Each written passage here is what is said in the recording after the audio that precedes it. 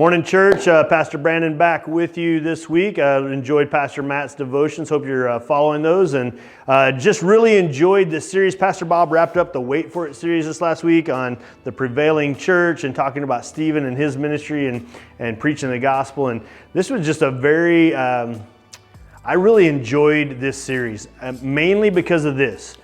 We got to talk through some major stories in Scripture where God is at work even when you're not sure what's going on in the story. And if we're honest, when we're reading these stories, if we've read them before, we know how they end, but if we just kind of read through the stories, we can kind of connect with the first century church as they're telling these stories to each other as encouragement.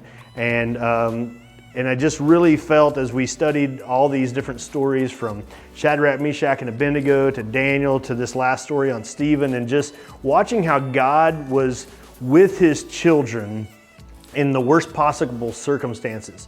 And especially this last one is very poignant because, here's Stephen giving up his life, and even part of his final words were so much like Christ that you can just see Christ in him as he's telling them. I believe it was in the end of it where he says, "Lord, do not hold this sin against them." And this is what he's doing, is he's looking up and he's taking his last breaths. He's looking up to God and he's asking with compassion for forgiveness of these people because they just didn't know what they were doing. And guys, this is the world we live in.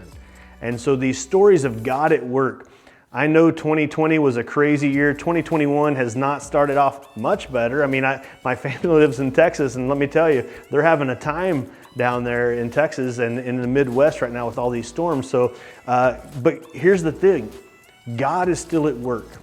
And we want you guys, as we go through this next series coming up, as we just finished this series, what we really want you guys to do is be gathering with friends and family, using these scriptures and using these sermons to challenge you, to challenge me. And we want to be talking about these things. And so, man, as you get together this week, remember that and think about what's going on around you and be encouraged that God is still at work. You just have to wait for it.